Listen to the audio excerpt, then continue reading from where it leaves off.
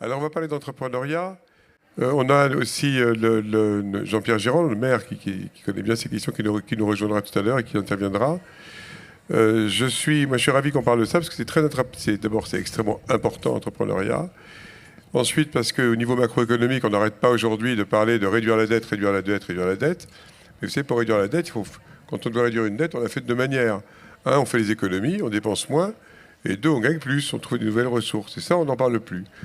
On a parlé beaucoup, on en parlait encore à déjeuner. Il y a eu de start-up avec parfois des formes de dérive, d'utilisation du mot, de start-upisme, etc. Mais toujours est-il que l'entrepreneuriat est bien vivant dans la mode, avec, et je vais commencer par là, des succès, un grand expert qui est Thomas, et des grands succès entrepreneuriaux. J'y reviendrai, vous avez tous un lien par définition, Alexandre, je vais revenir avec la création, avec la mode, toujours dans vos parcours, j'y reviendrai. Et on a le privilège d'avoir non seulement aussi pour ce panel pour l'autre panel tout à l'heure, mais d'avoir Alexandre. Alexandre est une star, donc merci. Il a ce parcours incroyable. Donc après, vous savez, après Dupéré, après Givenchy, après Dior, monsieur Marc Jacobs, tu as créé ta marque. On a dû te le demander bien souvent. Donc je te le redemande un peu d'humilité. Ton parcours, je dirais, d'entrepreneur, sachant que tu es aussi épaulé par Nicolas Santivel, qui est un manager de grande envergure, auquel tu as fait appel, ce qui est une grande qualité entrepreneuriale. Donc tout ce que tu as fait, tout ce que tu as réalisé, c'est un exemple d'entrepreneuriat dans une marque de création, une marque créative, un grand succès, avec des centaines de millions d'euros de chiffre d'affaires, une implantation dans le monde. Enfin, c'est quelque chose de tout à fait extraordinaire. Donc merci encore. Donc je vais te passer la parole et je vais te demander à chacun, alors je dirais tout le monde te connaît, tout le monde peut-être connaît un peu moins les autres intervenants, enfin encore que, ça dépend, mais je vais vous demander aussi d'où vous parlez, de parler de vous, de parler de votre projet, parce que tout ça, ce sont des projets, les projets entrepreneuriaux, c'est pas seulement des projets business qui se réduisent à ça, c'est pas seulement des projets de business school, et je parle en connaissance de cause, parce que j'ai dirigé une business school, avec grand plaisir et bonheur. Mais il y a aussi toute une sensibilité, il y a tout un sens qu'on donne à ce qu'on veut, il y a toute une réalisation, il y a tout un accomplissement, finalement, de décliner tout ce qu'on a envie de faire, et comme on dit souvent, mais là c'est vrai pour tous les intervenants et rassemblés, d'aller au bout de son rêve. Ça, c'est extraordinaire. Alexandre, raconte ta démarche exceptionnelle. Parle de toi. Je savais pas. Oui, c'est très intimidant. Je savais pas de quoi je devais parler. Ouais. Enfin, j'avais compris que tu voulais que je parle de ça. Voilà. Donc j'ai rien préparé, mais je vais me raconter rapidement. Donc je raconte comment j'ai créé Ami. C'est ça. Bonjour à tous. Je m'appelle Alexandre Mathussi, j'ai 45 ans. Et j'ai créé Ami il y a 15 ans, en 2010. Il y a même 3 jours exactement, j'enregistrais à la Chambre de commerce à Paris le dossier qui allait donc faire naître la maison Ami à Paris. Avec cette conscience dès le départ de créer une entreprise. Donc c'est pour ça l'idée d'entrepreneuriat quand on est créateur de mode peut paraître un peu antinomique, mais en fait très vite on est rappelé à l'ordre que tout ça c'est un business, c'est un commerce, et que l'idée de créer sa maison c'est d'abord et surtout créer une entreprise. Une entreprise avec des capitaux, avec évidemment des finances, la banque, le légal, le loyer à payer. Enfin, tout de suite, on rentre dans le vif du sujet. Donc, c'est vrai que j'ai mis 2 ans à créer Ami, 2 ans à réfléchir ce que ça voulait dire d'abord en termes de création, qu'est-ce que j'allais raconter en termes de mode, parce que j'avais des envies très particulières. Je venais de passer plusieurs années au sein de maisons du groupe LVMH, dans lesquelles j'ai appris mon métier.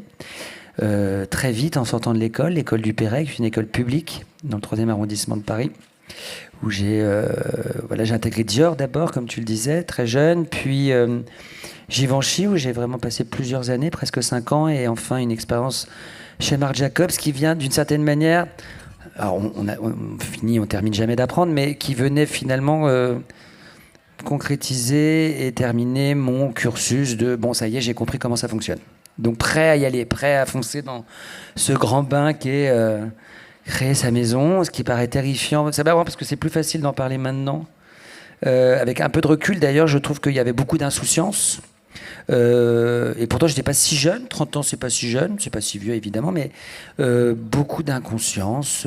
J'étais d'ailleurs le seul à y croire vraiment parce que quand on quitte une maison d'un grand groupe comme celle où je travaillais à l'époque, où j'avais un bon salaire aussi, mes parents ils me disaient t'es fou, reste là. Enfin, ils étaient contents pour moi, ils aimaient l'idée que je sois ambitieux, mais c'était pas une ambition de me dire je vais tout péter, je vais écraser les autres. J'avais juste l'impression que j'avais quelque chose à raconter et que je devais le raconter à ma manière, dans une temporalité qui était la mienne, c'est-à-dire celle que je choisissais, le temps, l'énergie que j'y mettais, les gens avec qui j'avais envie de travailler, comment j'avais envie de raconter mon histoire, faisait que j'ai été un peu précipité vers ce truc-là en me disant, bon, je vais être indépendant et je vais commencer à parler à la première personne du singulier, donc je.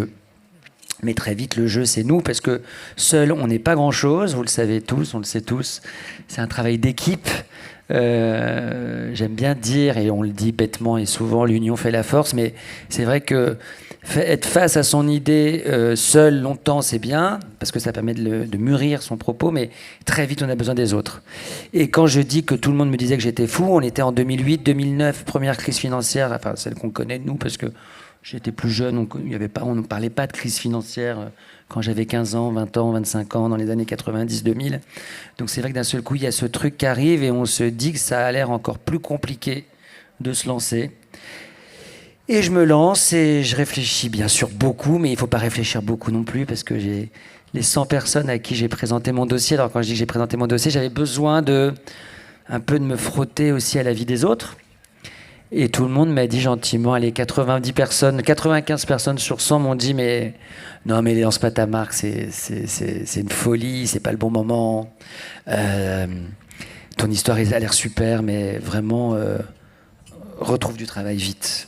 Et justement, quand on me dit ça, c'est génial, parce que ça donne encore plus envie d'essayer, parce qu'au pire, ce qui se serait passé, c'est ce que je dis, j'avais pas de plan B. J'avais pas de plan B, c'est-à-dire je lançais ma maison, si ça marche, tant mieux.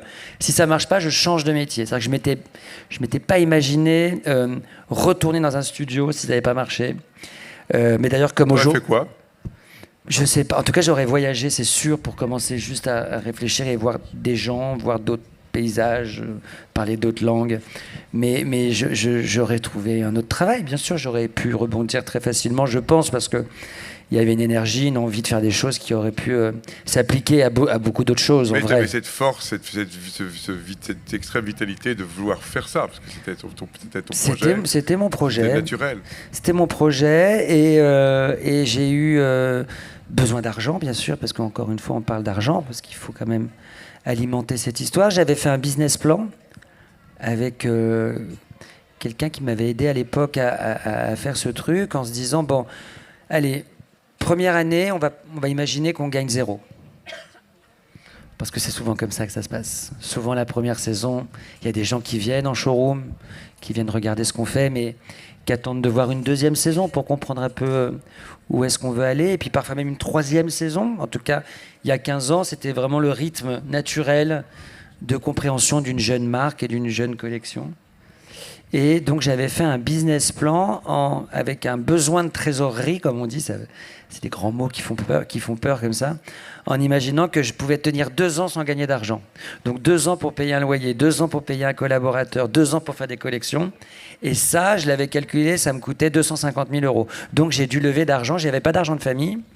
J'arrivais au bout du chômage, parce qu'on a un système en France qui permet aux jeunes entrepreneurs d'être accompagnés quand on a un projet. Donc c'est vrai qu'en quittant Marc Jacob, j'ai la chance de pouvoir toucher mon chômage qui me permet de vivre, en tout cas de vivre correctement pour me donner le temps de réfléchir intelligemment à mon projet. Donc j'étais vraiment au bout du truc. Et puis c'est vrai que dans ces 250 000 €, il n'y avait même pas de place pour un salaire. Je me serais démerdé, j'aurais fait autre chose, j'aurais travaillé les week-ends, Bon, et la chance, c'est que la première saison, on a tout de suite signé des exclusivités avec des partenaires. Et là, ça a été mon miracle à moi, plus que peut-être celui d'autres. Ça a été de tout de suite rencontrer une réalité commerciale, un client, et d'un seul coup un business, parce que la première année d'Ami, j'ai fait 1 million d'euros de chiffre d'affaires. Avec cette marque Ami qui reflétait ce que tout est symbolique. Ami, c'était bien sûr les valeurs que je pensais être les bonnes pour moi et pour venir soutenir mon propos créatif, parce que mon vêtement, mon style, si j'ose dire, il est plutôt simple. J'aime la simplicité, j'aime la réalité dans le vêtement, j'aime les choses, j'aime porter les vêtements que je dessine, j'aime les voir porter également, ça me fait toujours très très plaisir de croiser des gens dès les premiers jours, d'amis dès les premières saisons, de reconnaître au coin d'une rue un pull, un t-shirt, une chemise, un jean porté par quelqu'un, c'est toujours très agréable, aujourd'hui encore, de croiser quelqu'un où que j'aille dans le monde pour me rappeler que peut-être tout ça fait un peu sens. Et sachant qu'il y a des grandes voix de l'art et de l'histoire de l'art qui disent que la simplicité et la création peuvent et vont parfois totalement de pair. Et c'est il y a beaucoup de grandes créations, ça le démontre en chaque circonstance. Et mais effectivement cette quête aussi de simplicité et d'un vêtement qu'on aime, des vêtements amis. Alors tu sais, à l'époque, quand je commence Ami, à 15 ans, c'est vrai que il faut faire pour comprendre. Ça, c'est vraiment une règle un peu idiote, mais tant qu'on n'a pas expérimenté, tant qu'on n'a pas essayé, on ne comprend pas très bien ce qu'on fait. Il y a quelques années, un journaliste m'a demandé c'est quoi la mission d'Ami. Et j'ai pas pu répondre tout de suite parce que je sentais que c'était une question importante et que c'est une question qui méritait d'être, en tout cas, suffisamment réfléchie pour que j'y puisse donner une réponse, en tout cas de bonne valeur. Et c'est pas un objectif, une mission. C'est pas un but non plus. La mission, c'est pour moi, et j'ai mis plusieurs heures à la formuler parce que j'avais vraiment envie de donner un sens aussi à mon travail, parce que dire qu'on fait des vêtements, c'est une chose, et pourquoi on les fait, c'en est une autre. Et ma mission à moi, c'était finalement de participer à l'épanouissement personnel de chacun. Ça veut dire qu'à travers un vêtement, à travers cet acte-là, celui de choisir le vêtement qu'on va porter, alors moi, en le dessinant, déjà, ça me rend très heureux, ça m'épanouit. C'est un métier qui est très épanouissant pour moi. J'adore mon métier, j'adore me lever le matin. Il n'y a pas un jour depuis 15 ans où j'ai vraiment traîné la patte, quoi. C'est très agréable, c'est un métier assez formidable. On se sent très chanceux, bien sûr, d'être entouré de gens créatifs, intelligents, à penser une chemise, un pantalon, une jupe. Enfin, c'est quand même un métier très bizarre, c'est très rigolo. On a beaucoup de chance. Et du coup, ça nous rend très heureux, nous. Donc, il y a quand même une culture de joie autour de notre travail qui est essentielle. C'est pas le cas pour tout le monde. Il y a pour beaucoup, créer, c'est douloureux. Créer, c'est anxiogène. Créer, être dans un processus de création peut être parfois terrible. Je connais des créateurs qui souffrent en créant. Moi, ça me rend très heureux. Donc, par principe et par extension, finalement, ce bonheur que je ressens et que je vis au quotidien, peut-être que je le procure. Donc, il y a ce truc d'énergie qu'on partage, et les gens qui portent Ami et les gens qui portent d'autres marques aussi, généralement la pièce que vous portez tous sur le dos aujourd'hui, c'est une pièce que vous avez choisie. Normalement, personne ne vous l'a imposée, à moins qu'on vous l'ait offert et que vous êtes obligé de le porter. Mais je veux dire, ce pull, cette couleur, toi, ton t-shirt, Pascal, tu l'as choisi, tu l'aimes et tu as décidé de le porter, dans lequel Tellement. Non, mais tu te sens bien. Tellement. Et vous savez à quel point, vous vous rendez compte à quel point le mauvais choix d'un vêtement le matin peut nous faire passer une très très mauvaise journée. Combien de fois on s'est retourné dans la journée à se dire je rentre chez moi, je peux pas continuer la journée avec ce pull, ni avec cette chaussure ou cette paire de pantalons. Donc en fait c'est vraiment ce principe-là que au centre de tout ça, il y a beaucoup de joie, il y a beaucoup de bonheur, il y a beaucoup de... En fait c'est très léger finalement, mais c'est essentiel. Merci Alexandre, ça me donne ce que tu expliques, que tu racontes. On va déjà faire comme ça pour chacun, puis peut-être on ira peut-être aux questions assez vite. Moi, il y a un piège dans lequel tu n'es pas tombé, tu n'es rien tombé, qui a miné beaucoup de choses. Il y a pas mal de jeunes créateurs et de créatrices, qui est ce que j'ai appelé le syllogisme de la mode. Moi, j'ai vu ça depuis plusieurs générations. Vous savez, on disait toujours Saint-Laurent a mis 14 ans avant de gagner de l'argent. Et c'est vrai qu'il y a des marques, selon certains modèles, qui mettent du temps à gagner de l'argent. Je vois Delphine Pinet-Duchef. Delphine, c'est la directrice qui suit toutes les questions, notamment de mode, à la BPI. Et je sais qu'elle jouait aussi un rôle très important et qui pourra intervenir aussi tout à l'heure. Mais c'est le syllogisme de le syllogisme de la mode, pour moi, est le suivant. C'est que dans un syllogisme, il y a toujours 2 prémices et une conclusion. Alors, les 2 premières prémices, c'est les créateurs qui ont du talent perdent de l'argent pendant longtemps. Deuxième prémisse, je perds de l'argent pendant longtemps. Et la conclusion naturelle, c'est bien évidemment, j'ai beaucoup de talent.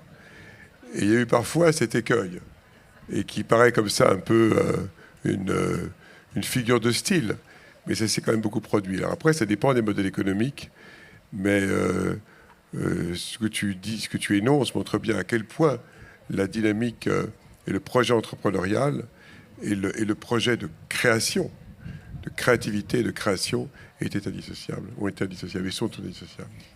Peut-être je peux terminer là-dessus. Vas-y. C'est juste que ça s'organise en fait. Je pense qu'en effet, l'idée d'avoir du talent, c'est une chose. Avoir un but une mission, enfin en tout cas, essayer de définir et d'écrire une histoire, ça, d'anticiper d'une certaine manière, un peu d'écrire un scénario. Moi, j'avais fait ça. C'est vrai que j'avais imaginé un best case, worst case.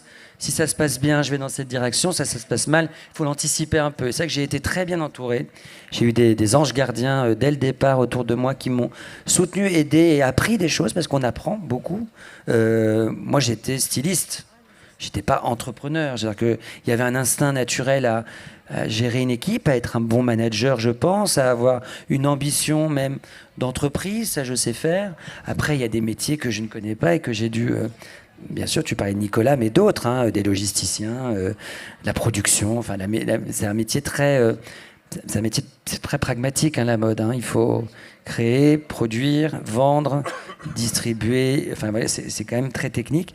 Donc, en vrai, j'ai été dès le départ très entouré.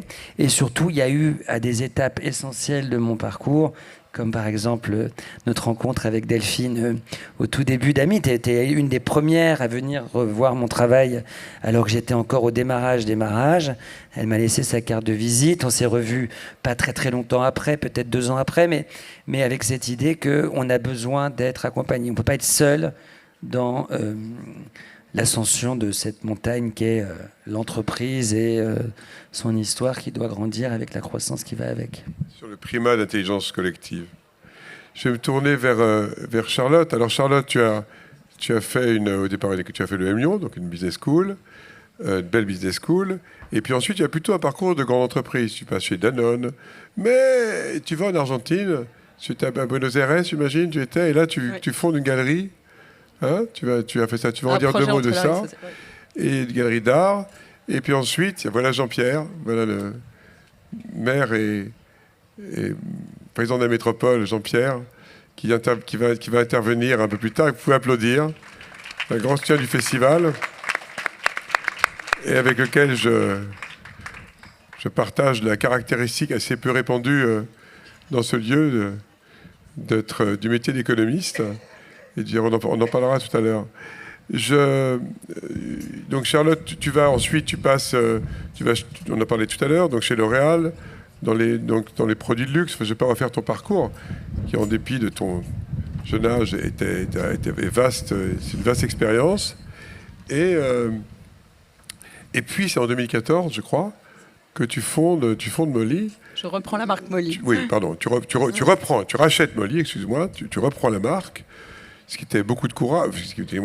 Bon, c'est une marque qui fait 10 millions d'euros de chiffre. C'est extrêmement bien développé, haut de gamme, dans la maille. Raconte-nous ça, mais raconte aussi reviens un peu sur ton parcours. Cette histoire de galerie, ça m'a intrigué à Buenos Aires. Pourtant, c'était une petite étape. Merci déjà de m'avoir invité. Ça fait partie, tu vois, c'est pas neutre, parce que ça illustre le rapport à la création. Même si tu es une manager, donc à la base, manager entrepreneur. Oui.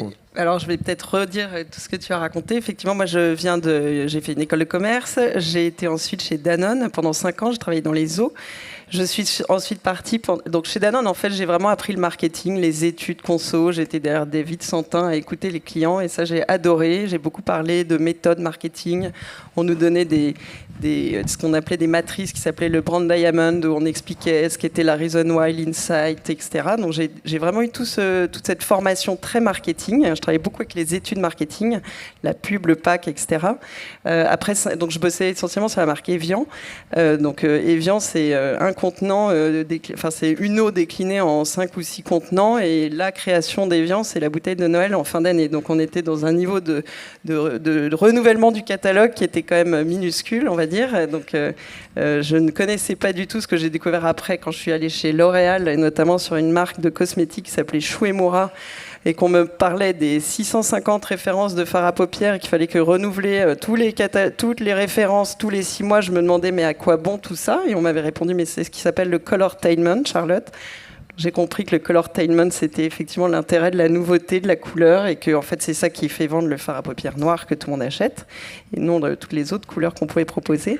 Mais entre ces deux grosses expériences, effectivement en marketing dans des grosses boîtes, je suis partie 2 ans en Argentine. Quand j'étais à l'UM Lyon, j'avais fait un échange universitaire là-bas et je suis tombée amoureuse du pays. Donc j'ai profité de la crise, c'était 2008 de mémoire, pour partir là-bas. Et j'y suis restée presque 2 ans. Et en fait, en quittant Danone, je me souviens que j'avais été à une chaire de Mohamed Younous qui parlait de l'entrepreneuriat social. C'était une valeur très forte chez Danone. Et je me suis dit, tiens, pourquoi ne pas créer une galerie ? En arrivant là-bas, je me suis dit, tiens, pourquoi ne pas créer une galerie où finalement on répartirait les bénéfices entre l'artiste, la galerie et une association. Et donc c'est ce que j'ai fait. J'ai pris quelques artistes, des street artistes, des photographes aussi qui étaient sponsorisés par une association qui aidait les jeunes à se réinsérer dans les banlieues de Buenos Aires par la photo. Et j'ai exposé ces photos et ces toiles, et donc j'ai reversé une partie de ces bénéfices à ces associations. Fin de la parenthèse, je rentre à Paris et là je rentre chez L'Oréal.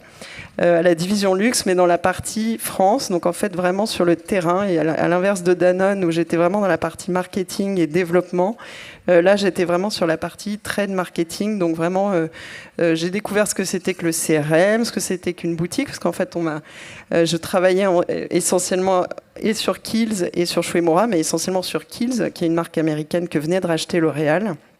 Et il fallait, la France étant le pays de L'Oréal, il fallait développer à toute vitesse des boutiques Kiehl's. Donc on a ouvert une dizaine de boutiques en 2 ans de mémoire. Et là, j'ai vu ce que c'était que vitrine, merchandising, accueil client, etc. Donc passionnant. J'ai appris cette phrase qui m'est restée, qui est le retail is detail. Donc tout est important. Quand on rentre dans la boutique, il faut que tout soit accueillant, que l'expérience d'achat est extrêmement importante. Et effectivement, l'expérience, le CRM, donc comment on fait revenir les acheteurs ensuite, les clients à la boutique. Après tout ça, j'ai eu un 2e enfant et chez L'Oréal, j'étais un peu dans la petite entité un peu entrepreneuriale, et ils commençaient à me proposer d'aller sur la grosse machine Lancôme. Et là, je me suis dit, je crois que c'est pas pour moi. J'ai plutôt envie d'entreprendre. Donc, je m'entendais très bien avec la DRH à qui j'ai parlé d'un projet de reprendre une marque. Et elle m'a dit, écoute, t'as qu'à prendre un congé de création d'entreprise, ce que j'ai fait. Donc, ça m'a permis de suspendre mon contrat de travail pendant 1 an, renouvelable 1 an.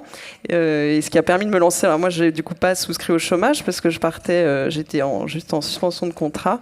Mais ça m'assurait, si jamais j'avais envie de revenir chez L'Oréal, je pouvais revenir à un même niveau de poste.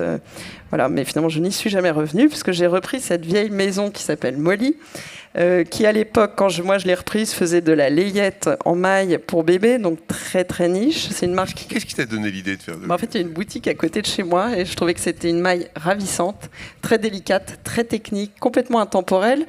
Et je me suis plongée dans l'histoire de Molly. J'ai fait réécrire l'histoire de Molly par une historienne. Et j'ai lu des livres sur l'histoire de la maille. J'ai appris que la maille s'était née à la fin du 19e par les dessous, la maille ensuite a pris le dessus avec Chanel, qui a été la première à faire des vêtements en maille. Et puis après, la maille, aujourd'hui, c'est une grande partie de nos vestiaires parce que c'est très confortable. Et c'est vrai que c'est adapté à nos vies en mouvement. Et voilà, donc je me suis plongée dans l'histoire de Molly. J'ai repris juste 2 boutiques. sur les 3 que comptait la marque à l'époque. 2 petites boutiques, minuscules loyers, petites boutiques de quartier. J'ai fait table rase, j'ai gardé quelques éléments de la ligne Naissance parce que c'était quand même si c'était une marque très confidentielle, c'était une marque, voilà, les clientes étaient très attachées à cette maille-là. J'ai mis ma casquette de marketeuse, j'ai fait des tables rondes, j'ai beaucoup questionné des personnes autour de moi pour leur demander mais c'est quoi ta perception de Molly, etc.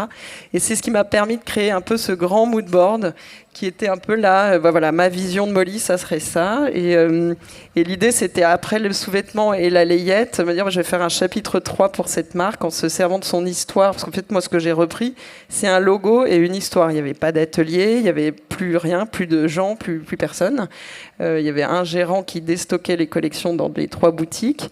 Et je suis repartie d'une belle page blanche. Je me suis fait beaucoup aider par... tu parlais d'ange gardien. Nicolas, d'ailleurs, Sentivel en a été un, parce que je me suis fait plusieurs fois des longs déjeuners avec lui en lui demandant mais explique-moi ce que c'est qu'un markup, parce que je ne savais pas comment ça fonctionnait avec les wholesalers. Enfin, il m'a expliqué plein de choses. J'ai une amie que je m'étais faite en prépa qui a fait toute sa carrière dans la mode, qui est aujourd'hui d'ailleurs la DG de Courrèges, avec qui également j'ai fait des longs maris, exactement, qui est une bonne amie. Voilà, j'ai eu quelques personnes comme ça à qui j'ai souvent sollicité et qui ont été extrêmement généreux. De Patricia Romatet, grand Patricia professeur de Romatet, l'IFM. exactement, qui a été aussi un ange gardien, qui venait 1, 2, 3 fois par an au bureau, qui se posait avec moi, on réfléchissait à la vision de la marque, aux besoins, comment on construit un plan de collection, parce que pour le coup c'est quelque chose que je n'avais jamais fait.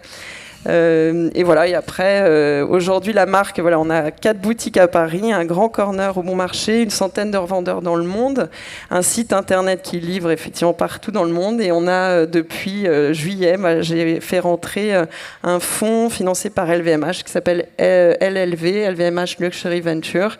Et ils vont m'aider à me structurer pour faire voilà, grandir la marque, faire passer la marque à une étape supérieure avec d'abord une directrice générale qui va arriver dans 2 semaines et quelques personnes clés qui manquent encore un peu à l'équipe. Voilà. Et le style, comment ça se passe? Alors le style, c'est justement Marie dont on parlait, qui après, elle a fait une prépa, une école de commerce, la même que Nicolas d'ailleurs.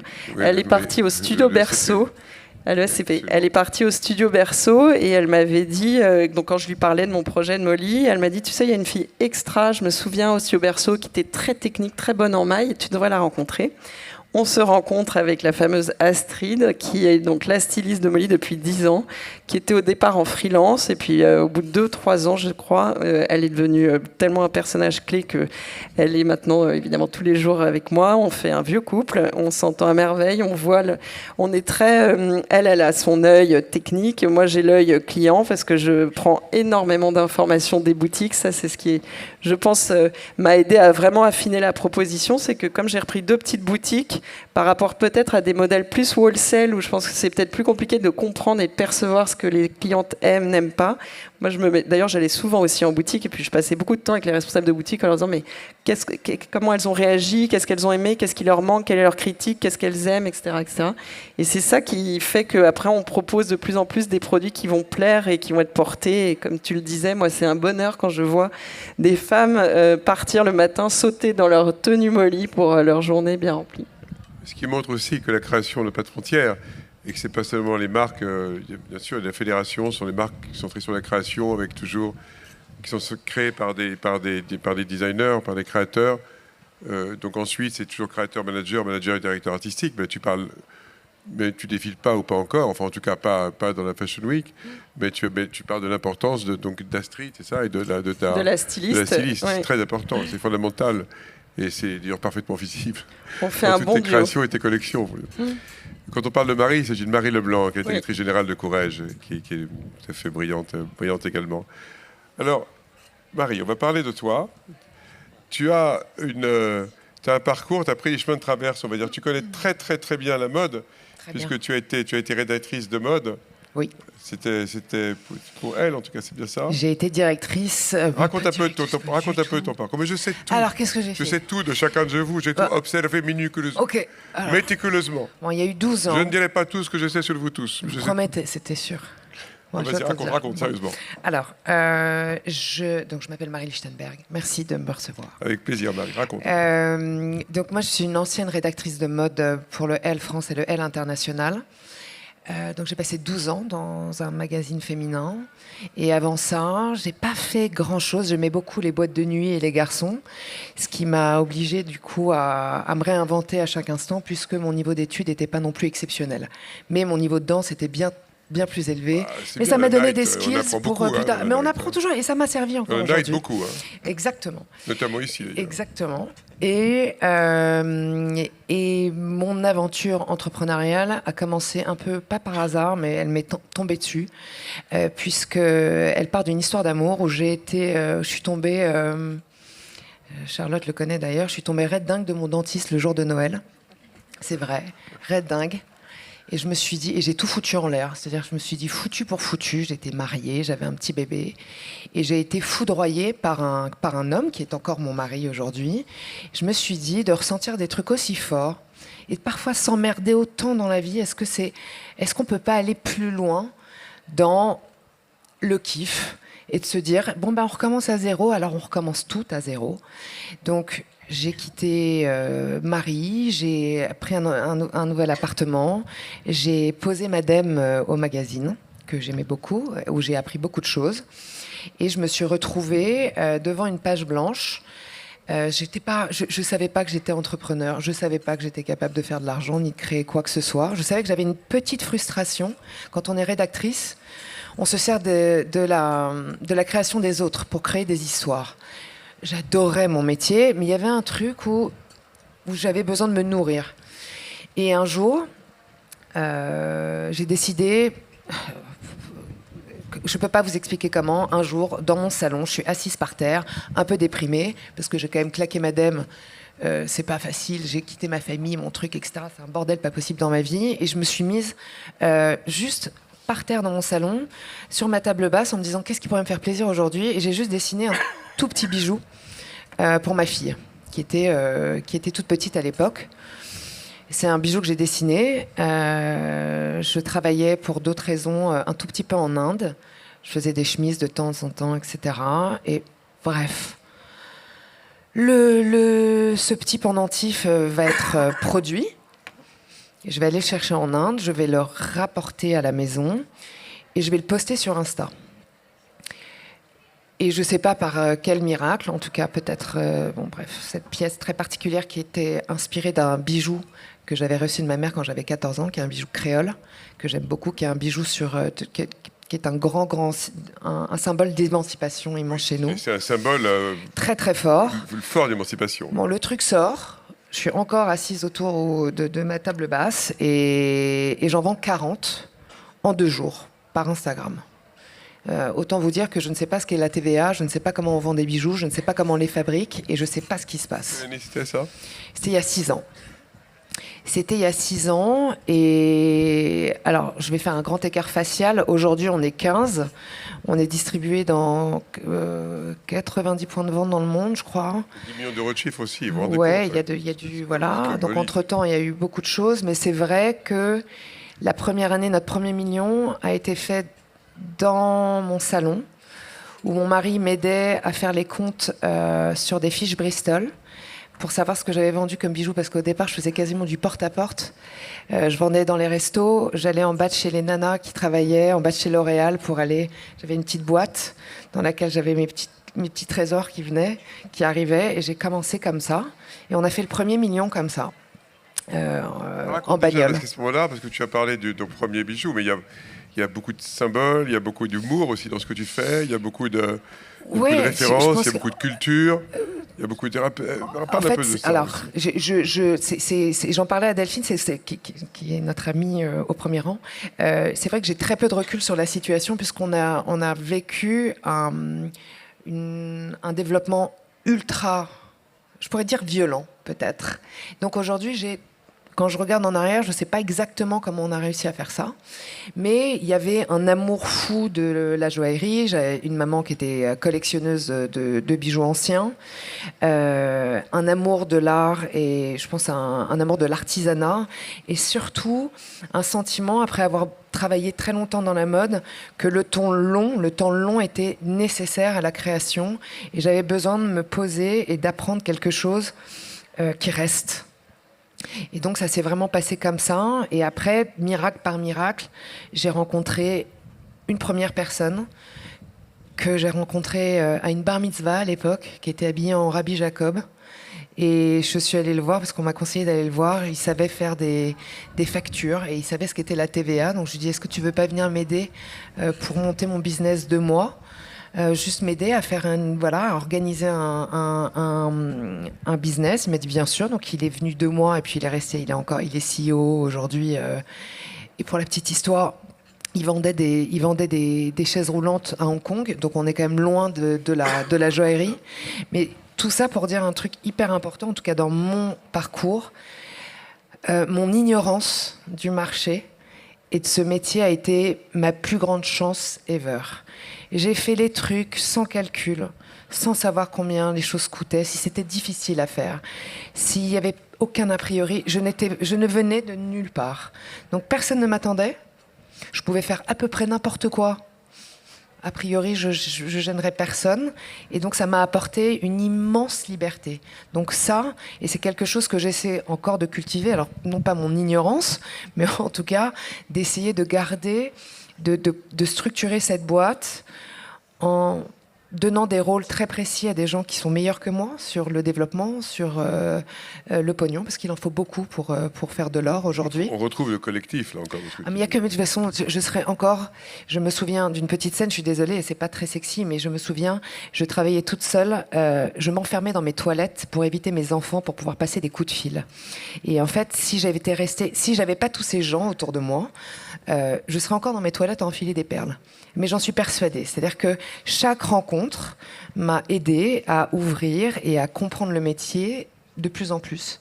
Mais je pense que la candeur et la joie que j'ai, parce que je suis quelqu'un d'extrêmement joyeux et j'aime communiquer ça, je pense que j'ai embarqué, ça c'est mon plus grand bonheur, j'ai embarqué une équipe de ma boule et de gens très câblés. Donc il y a des gens qui ont passé 40 ans à la direction de production de chez Repossi, par exemple, des gens qui ont été qui sont issus de la place Vendôme, des gens qui voulaient faire les choses autrement.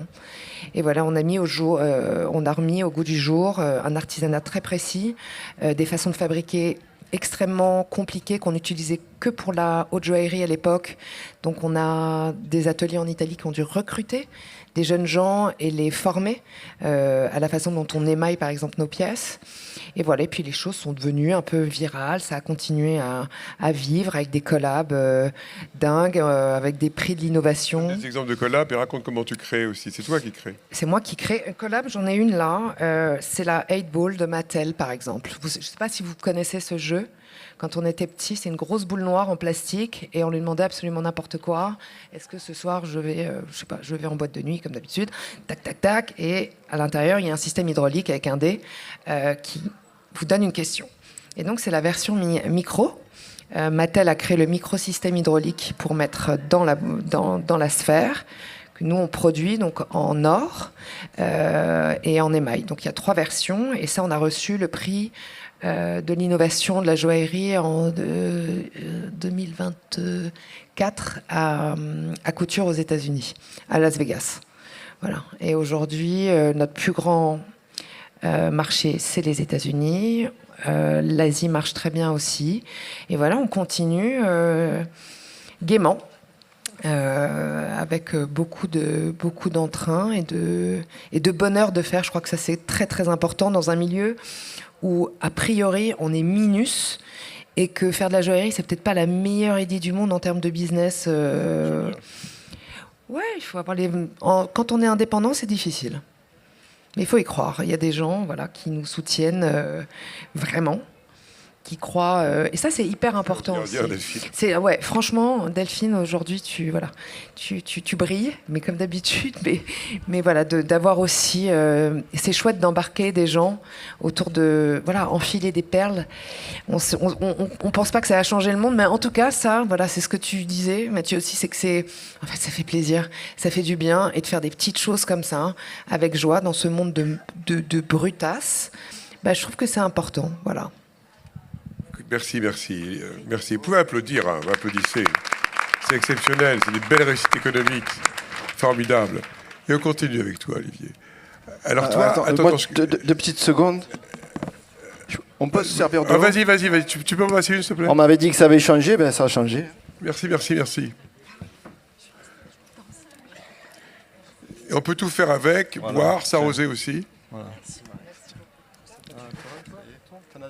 Non, c'est bon. Tu as prends, toi. Alors, bonjour, merci Pascal. Attends, je vais te dire les choses. Faire une intro. Je vais dire les choses. C'est qu'évidemment, tout le monde connaît le jogging, dans la mode et au-delà de la mode. Mais ce que je voudrais dire, c'est que là aussi, il y a une dimension artistique et créative, parce que tu es photographe de mode à la base. Tu as été primé ici. Hein, je suis un enfant de la Villa Noailles. Il y a un quart par l'affiliation, mon père et Jean-Pierre Blanc. Et je voudrais dire aussi que, rappeler deux, trois choses. Déjà, tu avais déjà eu des aspirations familiales, et il se trouve que quand tu es gamin, si je ne me trompe pas, dis-moi si je me trompe, tu habites en face de l'immeuble du FADA. C'est ça, c'est vrai? Oui, c'est ça. L'immeuble du FADA, c'est la cité radieuse. Hein. Et ça t'inspire. Et d'ailleurs, tu es un grand admirateur de Corbusier, de Corbu. Et je dis ça pourquoi? Quand on est photographe de mode, quand on aime le design, quand on est un grand admirateur du Corbusier, c'est un énorme potentiel d'expression, de vitalité, d'expression créative. Et donc, maintenant, je te passe la parole et raconte un peu, parle de toi, parle de jogging, aussi d'autres projets que tu as, parce que tu as une fibre entrepreneuriale en toi, exceptionnelle.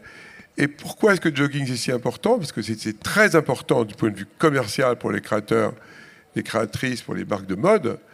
Mais c'est aussi parce que c'est justement en fonction de ce que j'ai dit, avec ta culture architecturale et design et photographique et d'image, c'est plus qu'une boutique. Il se trouve que ça fait fonction de boutique, mais c'est bien au-delà de ça.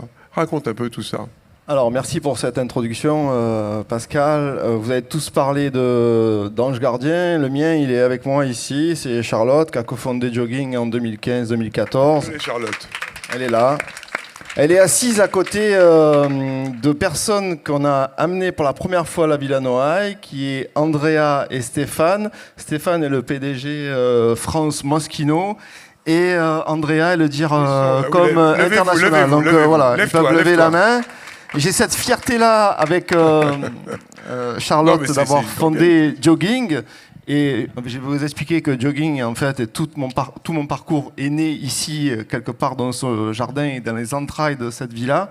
Et je vous expliquer après comment. Mais en tout cas, la finalité d'être là devant vous aujourd'hui et de pouvoir m'exprimer devant des gens qui représentent une marque aussi prestigieuse dans le monde de la mode et de les avoir fait venir ici pour nous accompagner sur ce talk. Et demain, les remercier aussi parce que demain, ils ont fait une vitrine avec nous, donc ils nous ont aidés. Je parlerai de l'aide aussi sur le rapport qu'il y a entre l'entrepreneuriat et les entreprises, et notamment dans la mode avec les designers et les marques. C'est quelque chose de fondamental et de capital qu'il ne faut absolument pas oublier et pas négliger. Tout à l'heure, Alexandre parlait de ses toutes premières collections, c'est-à-dire quand on présente une collection et qu'on est designer, on est en face de nous des acheteurs. Donc je suis acheteur, on a été acheteur avec Charlotte, et effectivement, on passe, il faut avoir la passion, hein, bien sûr, de la mode pour être acheteur. Et donc on passe voir les collections, et effectivement lui il tremble parce que c'est ses premières collections. Moi je veux dire que je vends d'abord aussi la marque Ami depuis presque 7-8 ans. J'en suis très fier. Parce qu'avant de vendre la marque Ami, j'ai été aussi acheteur de la marque Ami. Il a parlé de 2010. Moi, je me souviens, en 2011, rentrer dans sa première boutique à Beaumarchais. Je ne sais pas pourquoi j'ai en tête les perroquets. Peut-être que tu vas nous dire pourquoi il y avait des perroquets. Il y avait des thèmes autour des perroquets que J'ai trouvé la direction artistique, je trouvais la vibe de cette boutique qui était entre Merci et à côté de Merci et APC. APC, on connaît que c'est une très belle marque, très belle réussite française aussi au niveau d'entrepreneuriat. Mais il y avait quelque chose de nouveau dans la marque d'Alexandre. Et moi, je l'ai perçu très vite. Et j'ai tout de suite aimé ta marque. Et après, vous voyez, quand vous faites une boucle et que dans la finalité de cette boucle, vous vous retrouvez à acheter une marque qui est mondialement connue, avec des défilés. Je vous remercie pour m'avoir invité derrière au dernier défilé sur la place. Il a beaucoup de chance, ce garçon. Vous remarquerez qu'il y a aussi une chose que tout le monde a dit et que je vais répéter, c'est que pour faire tout ce qu'on fait aujourd'hui, il faut qu'on soit fou quand même. Je ne sais pas si vous avez la notion de l'insouciance et de la folie qu'il faut aujourd'hui en France pour être entrepreneur. Et ça, c'est quand même quelque chose qui est la base de tout. Oui. On a tous un ange gardien. Vous avez la chance d'avoir vos propres financiers. Moi, je les ai pas, mais c'est pas très grave. Hein. Mais quand on a commencé avec Charlotte, on s'est dit. Jean-Pierre, attendez, j'aurais peut-être faire une interruption. Bref, on va reprendre, c'est absolument passionnant. Si tu veux. Une interruption de séance parce que Jean-Pierre Girand, je crois, doit partir dans pas très longtemps. Ah non, c'est bon? Ah bon, c'est Sophie qui me... Bon, alors, on continue alors, parce que après je vais appeler... Quand on a commencé je vais appeler Jean-Pierre sur scène après, et donc parce qu'il a sûrement beaucoup de choses à dire sur tout ça, à commenter. Donc Olivier, ce n'était pas l'interruption de séance, continue. Quand on a commencé avec Charlotte, on s'est regardé, on s'est dit on va faire une boutique comme la boutique de la Villa Noailles. C'est quand même important que vous sachiez ça. La façon dont le jogging est né vient de deux choses distinctes. Déjà, le fait est que moi, j'ai travaillé dans la mode en tant que photographe pendant 20 ans à Paris avec des gens comme Jean-Baptiste Mondino. J'ai été sur les plus grands shootings. Tu étais l'assistant de Jean-Baptiste Mondino. J'ai été assistant de Mondino, de Javier Valandrat. Enfin, j'ai eu cette chance-là de participer à... J'ai travaillé avec les plus grandes stylistes et rédactrices en chef mode comme Anastasia Barbieri, Emmanuel Alt. Donc j'ai tout ce background finalement autour des photographes, de la mode, qui à un moment donné a fait que je reviens dans ma ville, Marseille. Là je vais faire le pont avec Molly parce que en tant que marque, vous connaissez l'attrait que peut avoir Marseille depuis 10 ans. Moi j'ai pas honte de le dire, avec Charlotte on est game changer. Et ça, c'est quelque chose qui n'a pas de prix. Qu'est-ce que ça veut dire aujourd'hui, game changer? C'est porter ses convictions, sa folie, son enthousiasme et toute votre vie avec votre héritage pour vous dire on va faire quelque chose. C'est exactement ce qu'on a fait. Quand on s'est regardé la première fois et qu'on s'est dit on va faire quelque chose, on s'est dit avec quoi? Elle me dit moi j'ai rien et toi? Moi non plus. Ah ben c'est déjà un commencement. Et on a commencé comme ça à faire jogging en fait. C'est pour vous dire, je sais pas combien il y a de gens qui sont entrepreneurs ici dans la foule, si vous pouvez lever. Qui est entrepreneur? Ah. Bon, ok, d'accord. Ben, vous avez donc la même affiliation que nous par rapport à ça. Vous savez que le jour, quand vous vous levez le matin, la vie elle vous appartient, mais elle peut s'arrêter du jour au lendemain. Ben, c'est cette force-là qu'il ne faut jamais oublier quand on est entrepreneur, même si c'est difficile, même si aujourd'hui on n'est pas tout le temps aidé, il faut garder la conviction que ce qu'on fait, c'est plus fort que tout, parce que ça fait partie de notre éducation, de notre mentalité et de notre vie. Voilà, ça c'était pour le côté, pour vous dire de quoi on est instruit en termes d'envie, on est habité. Quand on t'entend parler, on voit que tu es habité. Et c'est pareil, c'est pareil pour vous. C'est marrant parce que moi j'ai toujours, je dors, je mange, je vis, je rêve. Enfin, c'est du 1er janvier au 31 décembre. C'est vrai, quand on porte cette histoire, moi je la porte et je dis toujours vous êtes de passage. Moi non. Enfin, je veux dire, du jour où je crée la marque, comme le père de cette histoire, je dis j'ai 900 collaborateurs aujourd'hui. J'ai commencé seul dans mon appartement. On est 900 et il y a peut-être 4000 personnes qui sont passées chez Ami depuis le premier jour, du stagiaire au vendeur, en CDD au Galeries Lafayette, un été au Galeries... Enfin, qu'est-ce que je veux dire? Il y a eu du passage. Moi, je suis toujours là. Et je suis toujours là et normalement, je suis là jusqu'au bout. Je ne sais pas si ça me plaît, cette idée-là, mais l'idée d'être là tous les matins jusqu'au 31 décembre, on respire notre histoire et il n'y a que nous qui pouvons le faire, personne d'autre. C'est pour ça chacun sa responsabilité aussi. On est engagé d'une certaine manière, on collabore avec des gens merveilleux qui donnent aussi toute leur vie pour nous. Enfin, on le fait ensemble. Hein. C'est un truc, c'est une sorte de famille presque après. Mais je dis toujours, ma responsabilité à moi, elle sera toujours différente de celle des autres, évidemment. Et c'est comme pour toi, comme pour toi, comme pour toi. Ça nous... Vous vous rendez compte de tout ce que ça veut dire, ce que ça exprime comme force de vie, comme sens de la vie, comme force de vie, ce que vous dites tous. Et moi, si tu me le permettras, Pascal, avant de passer la parole à notre dernier intervenant, je veux revenir sur le rôle fondamental de la Villanoise dans ma vie d'homme. Je suis un enfant comme tu l'as exprimé, je suis un enfant de Marseille. J'ai grandi en face de la cité radieuse de Le Corbusier. Donc je suis plus fan, si on doit rentrer dans le côté technique, je suis beaucoup plus fan de Pierre Jeanneret, que je considère comme un résistant, que Le Corbusier, que je considère comme un collabo. Mais bon, voilà, ça c'était juste pour faire une petite parenthèse. Mais voilà. Mais en tout cas, ils ont collaboré ensemble. Et voilà. Et donc forcément, je jouais sur le balcon de mes grands-parents, qui était une cité HLM, parce que je viens de cette classe sociale. Et forcément, ça m'a imprégné, ça m'a marqué. On possède aujourd'hui, avec Jogging, un studio qui est dans l'unité d'habitation, parce que c'est le retour c'est la photographie, c'est ça en fait, hein, c'est voir l'inverse de ce que vous voyez quand vous êtes enfant, c'est le rapport du négatif au positif. Donc ça a façonné toute mon existence, et à un moment donné, il a fallu que je quitte cette ville qui n'avait aucun avenir. Alors aujourd'hui, aux yeux des marques, elle en a un immense. Tout le monde s'arrache l'image de Marseille, de la corniche, des gens qui sautent dans la mer. Enfin bon, tant mieux. Mais c'est aussi grâce à nous. Ça, parce que ça fait 10 ans qu'on a instruit quelque part les magazines, les marques, pour qu'elles viennent s'intéresser à une ville comme Marseille. Quand je dis nous, on est une dizaine d'entrepreneurs dans cette ville. Et donc, c'est pas trop important de parler de mon parcours, mais ce que je voulais surtout vous rajouter, c'était l'impact qu'avait eu la Villanoise sur ma vie, puisqu'en 98, je suis à l'époque assistant, comme on l'a exprimé tout à l'heure, et on me dit... Self-service, tout le monde connaît Self-service ici. Et d'ailleurs, il y a un très bel article en ce moment dans le Self-service qui est intéressant parce qu'il parle du changement de la mode entre Raf Simons et Peter Mulier.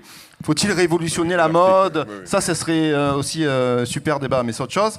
Mais self-service, donc Ezra qui me dit, bon ben voilà, allez hop, j'ai besoin de 10 dossiers, j'ai pris ton dossier, on va aller à la Villanoise, à Hyères. Et moi je dis, Hyères, c'est pas loin de chez moi, de Marseille, mais je crois que je suis jamais allé. Allez, ok, on va à Hyères. Qui c'est qui est président du jury à l'époque ? Il y avait, dans le jury, il y avait des gens comme Philippe Ascoli, Marc Ascoli, Philippe c'est son frère, pardon. Marc Ascoli faisait les campagnes de... Yamamoto, Jill Sander, nous on se retrouve là avec Jean-Pierre en haut quelque part à offrir des pastis aux gens qui venaient voir nos images. Ouais, c'est bien, c'est pas bien. Bon bref, ma vie elle a commencé en 98, la première année où on a gagné la Coupe du Monde, c'est la même période. Et je ferai jamais de stand-up, je crois. Hein, je vous ai pas fait rire. J'ai essayé. Bon, voilà, on sait jamais, parce que on sait jamais si le commerce demain ça change. On peut essayer autre chose. Comme je suis sur une scène, j'en ai profité. Mais ça n'a pas marché. Vous m'avez ramené à la réalité, il n'y a pas de problème par rapport à ça. Et donc en 98, j'ai un prix, je sais même pas d'où il sort, Jean-Pierre. C'était à l'époque, vous savez, maintenant il y a les prix de la ville, il y a les prix du quartier par ici, les prix du jardin. Là, ils ont créé un prix spécialement pour moi parce qu'ils ont dû me trouver sympathique. Avec un petit peu de talent, je m'en rappellerai toute ma vie, c'est Agnès de Canal+, qui crée le prix comme ça. Pendant qu'ils remettent les prix, elle dit à Jean-Pierre... je vous raconte des anecdotes là, hein. C'est du flow. Hein. On va créer un prix Canal+. C'est exceptionnel. Donc j'ai eu le prix Canal+ en 98, allez savoir pourquoi. Bref, et après, ça en est suivi toute des années de collaboration avec la Villanoise et avec le parcours que j'ai sur l'art décoratif, le design et l'architecture. Et en fait, je me suis construit ici, dans ce jardin, en étant là, en ayant des commandes, en voyant ces gens défiler. Et voilà. Et finalement, Jogging naît de l'idée que la Villanoise et le festival de la Villanoise et son fondateur Jean-Pierre Blanc a existé. Voilà, donc si vous voulez retenir une chose qui est quand même quelque chose qui est d'un point de vue quand même très local, hein, parce qu'on est dans un environnement où on est à 100 km d'ici, vous pouvez, et moi j'ai la fierté de pouvoir dire que Jogging est né ici en partie, bien sûr avec des grands magasins comme Colette, mais aussi beaucoup de l'histoire de la Villanoise. Voilà, je vous remercie de m'avoir écouté et je vous souhaite une belle après-midi, une bonne soirée. Alors, merci. De toute façon, c'est l'entrepreneuriat, la vie. Alors, dans l'ordre, Thomas, je rappelle que tu es professeur et que tu diriges le programme entrepreneuriat et label entrepreneuriat global à l'IFM. Il y a aussi un lien, d'ailleurs, puisqu'il y a un prix IFM entrepreneuriat que vous avez concocté avec Xavier et avec Sylvie, ici présente, et qui marche très bien. Donc tu vas dire quel regard tu as sur ce qui a été dit, quel regard tu as sur tout ça.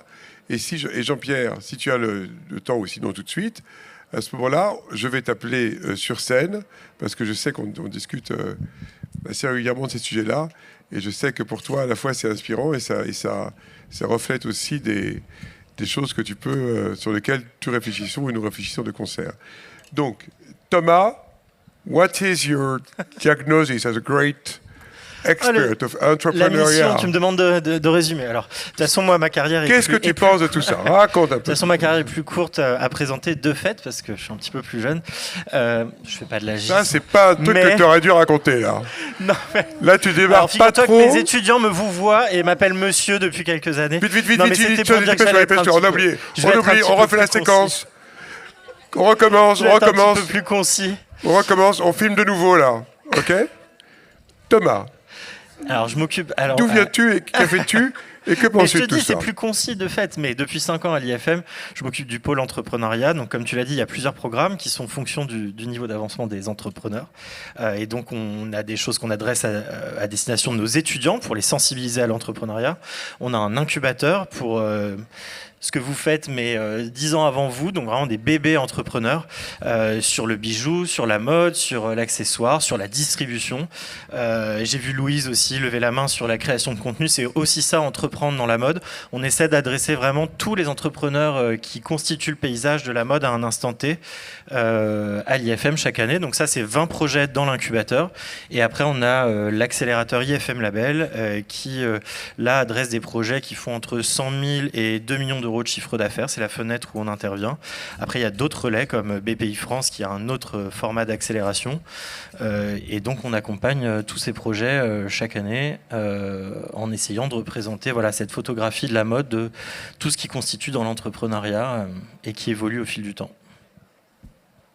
Et comment tu vois les choses entrepreneuriales? Tu sens aussi cet appétit, tu le sens ici, de vie, qui est de vie et de développement et d'accomplissement pour soi et pour les autres, qui est extrêmement fort.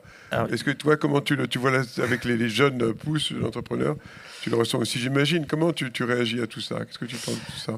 Oui, alors il y a un contexte un peu compliqué, tu l'as souligné, Olivier, vous avez été plusieurs à le souligner. D'ailleurs, dans l'article dont tu parles avec Raph Simons et Peter Mullier, ils expliquent aussi comment le paysage était moins saturé il y a une 50aine d'années et comment, en tant que créateur émergent, il y a 50 ans, c'était peut-être un petit peu plus facile aussi de constituer un groupe et d'émerger, tout comme les 6 de Belgique ont pu émerger aussi un petit peu après. Et aujourd'hui, il y a cette difficulté d'un paysage un peu saturé, beaucoup plus international, beaucoup plus digital. Alexandre, tu parlais de modèle économique. Aujourd'hui, quand on est une marque créative et qu'on se lance en 2025, c'est sûr que démarrer sur le wholesale classique, en pariant tout là-dessus, etc., c'est super compliqué pour eux. Donc, dans l'incubateur, on essaie d'ouvrir un peu les chakras et de se diversifier, d'essayer d'avoir des projets aussi qui sont souvent beaucoup plus pluridisciplinaires qu'avant, pluridisciplinaires dans les activités, dans le produit, mais aussi dans le modèle économique, donc diversifié, pas être que dans le wholesale, etc.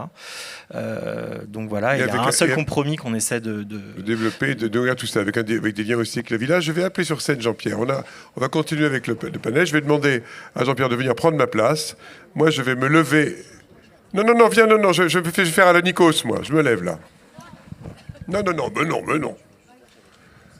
Mais je vais pas, ou alors je serai debout sur la chaise. Alors non, ça va, on y va. Mais non, mais je voulais être debout, moi. C'est pas grave. Alors, Jean-Pierre. Donc tu es, je ne sais pas te présenter, tout le monde sait, hein, tu es maire, un rôle très important que tu joues. Et tout le soutien que tu apportes à la Villa en tant que maire de la ville d'hier, en tant que président de la métropole. Mais tu es aussi, je l'ai dit, on l'a dit, un économiste que j'ai lu moi-même avec beaucoup d'intérêt et dont j'ai lu tes travaux comme moi-même en tant qu'économiste, quand je faisais ma thèse, tout ça, sur l'économie de l'information. Tu es très sensible et soucieux aussi pour la ville et globalement, je dirais, pour le pays du développement économique et de l'entrepreneuriat. Et la mode, je dirais, tu la connais très bien, depuis longtemps, mais toujours plus. Et on échangeait sur ça. Donc comment tu vois, ça doit être plutôt plaisant d'écouter tout ce dynamisme entrepreneurial autour de toi, là. Alors peut-être réagir à ce que j'ai entendu. D'abord, rien de grand ne se fait sans passion.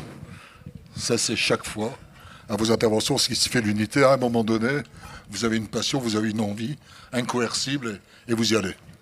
La deuxième chose, c'est saisir les opportunités. Et ça, c'est tout à fait dans les théories qu'on aime bien. À chaque fois qu'il y a une opportunité, il faut la saisir. Vous, je ne me rappelle pas votre histoire, mais vous l'avez fait. À chaque fois, il ne faut pas laisser passer sa chance et essayer d'additionner et de répondre à un besoin qui n'est pas satisfait. Après, il faut être un leader.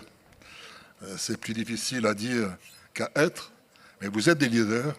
Et quelle que soit la notion d'équipe que vous développez, s'il n'y a pas de leader, il n'y a pas de succès.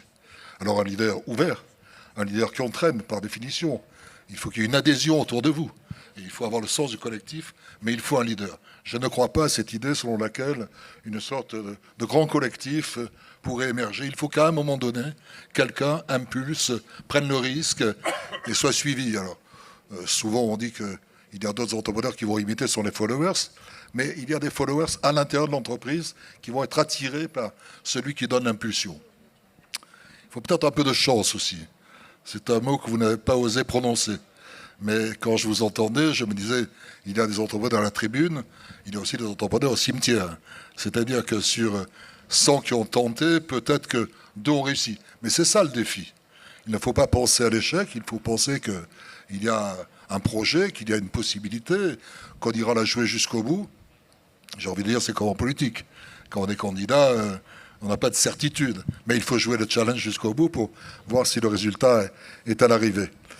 Ce qui m'intéresse, c'est que vous êtes tous des personnes qui refusez la routine. La routine, ça vous ennuie, pour le dire à peu près élégamment. Ce n'est pas de la reproduction. Dans les bijoux que vous évoquiez, vous n'avez pas imité le bijou de quelqu'un en l'améliorant à la marge. Vous avez créé. Et ça, c'est très important. L'entrepreneur, c'est un créateur, c'est pas un inventeur, c'est un innovateur. Il traduit l'invention dans le monde économique, mais c'est quelqu'un qui fait quelque chose de différent. Alors, il y a tout des innovations. Il y en a, ce sont des prophètes. Ils changent le monde. Ils inventent le chemin de fer, la machine à vapeur, l'intelligence artificielle. Et puis, il y a des entrepreneurs à tous les niveaux qui, eux, saisissent les opportunités dans une trajectoire, viennent modifier le cours. Avec cette difficulté que vous connaîtrez, mais si vous avez un style particulier, une originalité, vous serez relativement protégé. Il y a à un moment donné, voyons vos réussites, voyons vos succès, voyons vos profits, ce qu'on appelle, nous, les followers, qui viendront essayer de faire comme vous, jusqu'à ce qu'ils prennent une part du marché. Est-ce qu'on arrive à une nouvelle routine? Et là, il faudra que vous vous lanciez dans autre chose ou que d'autres émergent pour redynamiser le tissu économique. Ce que nous partageons avec Pascal, et ce que nous partageons depuis quelques jours avec un prix Nobel, puisque Philippe Aghion a travaillé là-dessus, c'est l'idée que la vie, la création, l'entreprise, c'est pas un monde linéaire, c'est pas un steady state, c'est au contraire un monde de rupture. Et vous êtes des gens de rupture. À un moment donné, on est dans des phénomènes discrets. Alors, l'imitation va conduire à un nouveau plateau. Et là, il y aura d'autres innovateurs, d'autres créateurs qui vont impulser un autre changement brusque. C'est ça qui nous intéresse. Et ça, c'est la vie. Je veux dire, c'est bien sûr la mode, c'est bien sûr l'entrepreneuriat, mais c'est la création, quel qu'en soit l'objet. Il y a des personnes qui naissent fonctionnaires. C'est-à-dire que dès leur naissance, ils savent à peu près quel sera le point d'arrivée, avec des étapes parfois définies, sans surprise. Et il y en a d'autres qui... Je te ferai une remarque d'ailleurs qui ne sera pas gentille pour toi et pour ton institution, mais il y en a d'autres qui viennent de nulle part et qui créent une différence. Ce qui n'est pas gentil pour toi, c'est la chose suivante. Je me disais, mais aucun d'entre eux n'a été formé dans cette école. J'ai failli dire dans l'école, l'institut dont monsieur le professeur parlait. Parce qu'ils sont un peu différents de ce que vous faites à l'école. Vous formez, me semble-t-il, à l'école leurs collaborateurs, des collaborateurs de talent qui vont venir s'inscrire dans leur trajectoire. Mais on n'invente pas, on ne forme pas, on n'informe pas sur cette capacité d'entreprendre. La vérité, il n'y a aucun sujet sur lequel je ne suis pas d'accord. Je suis pas d'accord avec Jean-Pierre, mais celui-là, oui, chouïa. Alors, allons un peu plus loin. Alors moi, je peux dire une chose.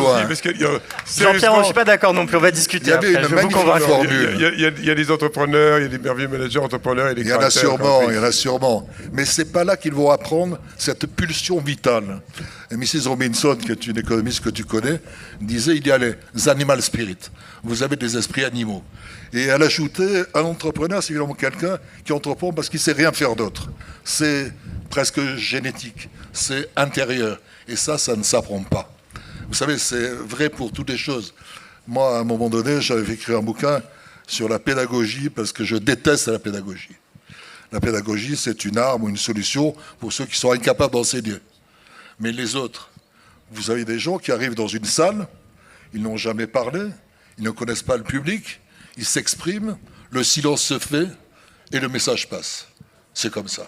Eh bien, un entrepreneur, c'est un peu ça. À un moment donné, il a cette capacité, ce don. Je sais qu'il ne faut pas parler de don parce que c'est pas bien. Il a ce don, il a cette qualité qui entraîne derrière lui.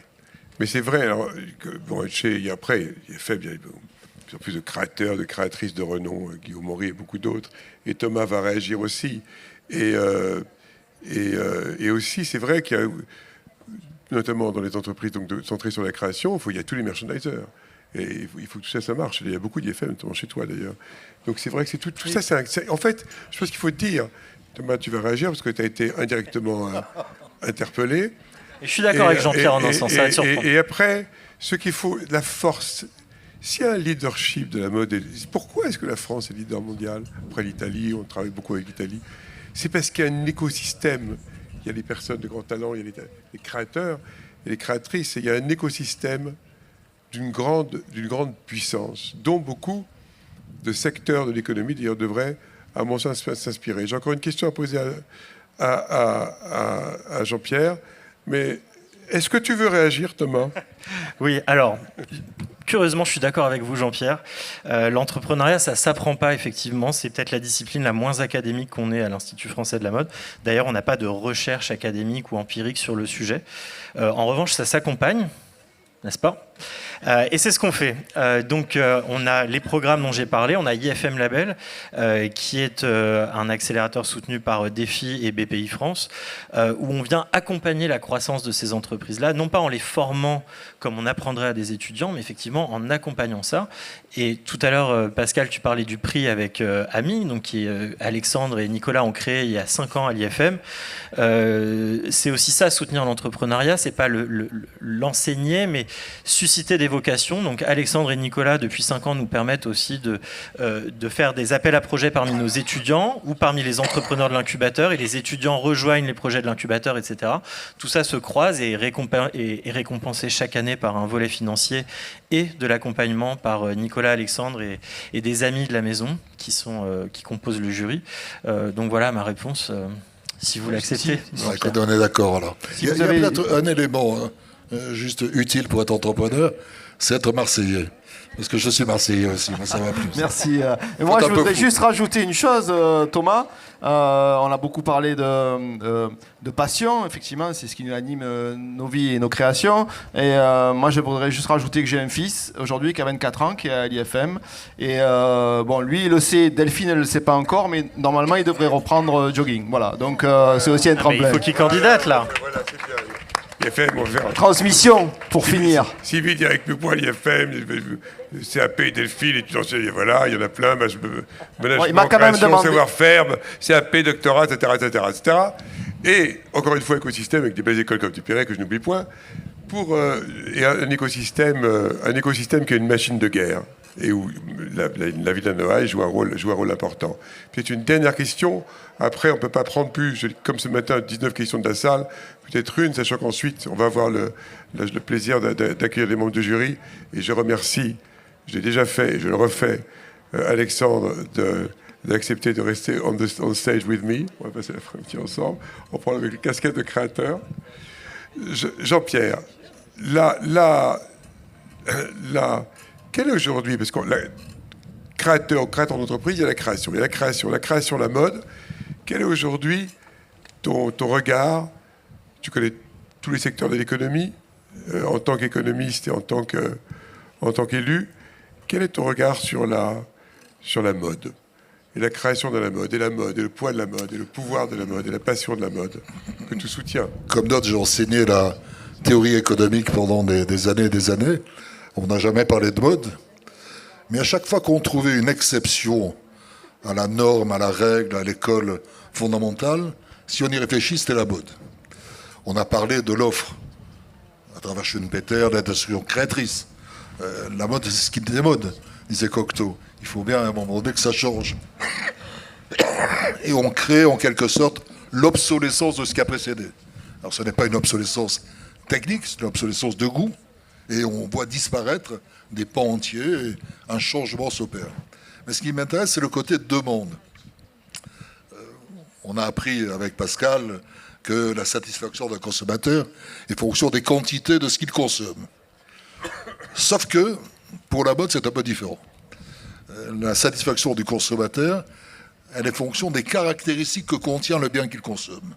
On ne consomme pas une robe, on consomme son confort, son image, l'érotisme qu'elle traduit, le niveau social qu'elle présuppose, etc. En termes, c'est des caractéristiques qu'on vient picorer. Et ça, c'est intéressant parce que ça veut dire aussi, mais vous êtes des spécialistes, que quand vous allez faire du marketing, vous n'avez pas visé le produit global, mais un élément du produit. Quand on voit les publicités qui sont faites sur les marques de voitures de luxe, on pourrait se poser la question, pourquoi y a-t-il toujours une créature de rêve assise sur le capot? C'est sans doute que celui qui l'achète n'achète pas la voiture pour elle-même et la qualité technique, mais peut-être pour les opportunités que cela lui permettrait de saisir. C'est une exception dans la vie économique, c'est la thèse de Lancaster. Deuxième exemple, en général, on consomme en fonction de son revenu dans la théorie économique. Tu es riche, tu consommes beaucoup. Tu vois. Dans la mode, c'est différent. On consomme en fonction du revenu moyen du groupe auquel on appartient. Il y a un effet mimétique. On ne veut pas être décalé par rapport à son voisin. Et même parfois, on a un effet de démonstration. On consomme les produits mode en fonction du revenu de ceux qui sont dans la classe au-dessus. C'est-à-dire qu'on fait l'effort pour rejoindre l'habit que l'on porte, le bijou que l'on arbore. C'est une façon de montrer et de démontrer qu'on a envie ou peut-être qu'on a accédé à un stade supérieur. C'est un phénomène qui est intéressant, qui a été étudié par des auteurs que je ne citerai pas, Modigliani, mais pas le sculpteur et Duesenberry. L'autre. Et puis un troisième élément qui m'a toujours passionné. Un jour, je lis dans un journal qu'on pose une question au patron de Rolls-Royce et on lui dit vous avez vu le prix des Mercedes est inférieur au vôtre et ils font des voitures de même niveau. N'êtes-vous pas inquiet? Il a dit écoutez, quand je deviendrai inquiet, j'augmenterai les prix de Rolls-Royce. Parce que dans ces secteurs-là, il y a un phénomène d'adverse sélection.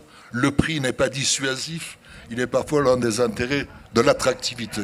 Et c'est peut-être pour ça que malgré les taxes Trump et autres, les produits luxe résisteront. Parce que ça n'est pas dissuasif, ça fait partie des caractéristiques qui sont parfois recherchées. Ça s'appelle parfois, je m'excuse de le dire, un peu le snobisme, l'effet de démonstration. Mais ce sont trois caractéristiques totalement différentes des biens habituels.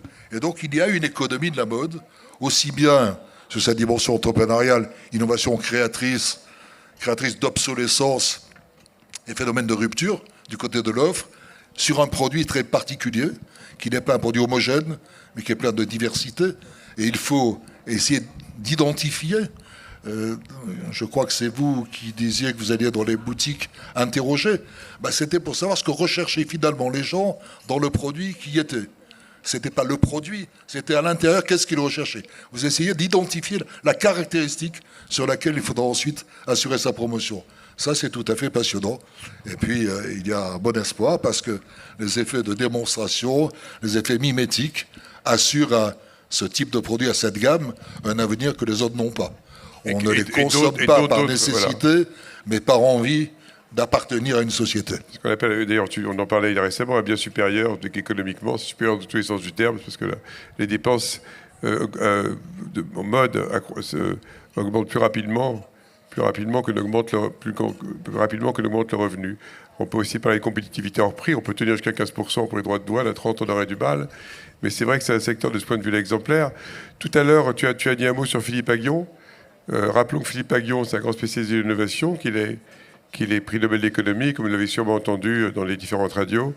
Il est par ailleurs le fils de Chloé Aghion, qui est la grande fondatrice de la marque Chloé. Et on va dire que là, il y a eu un apprentissage, sûrement un apprentissage informel. D'ailleurs, on pourra l'inviter, Philippe. Donc, ici, on va faire ça. Donc, on va faire ça. Ce serait une bonne idée qu'on fasse ça ensemble, que nous voit ensemble. Écoutez, je sais, on est maintenant, on est raisonnablement en retard. On a le quart d'heure ici, dans la Fashion Week, le retard réglementaire, c'est une demi-heure. Ici, on est un quart d'heure. Donc, s'il y a une question, on la prend. Mais si vous n'avez pas trop envie, de toute façon, on va continuer de parler. On ne veut pas vous frustrer, mais si vous n'en avez pas, c'est pas grave. Il faut dire les choses autrement. Merci à vous tous. Merci de l'élan de vie. Merci Jean-Pierre. Merci de l'élan de vie que vous avez donné. Vive la mode. Et puis, puisque Paris et Marseille et hier sont réunis, vive le PSG et vive l'OM.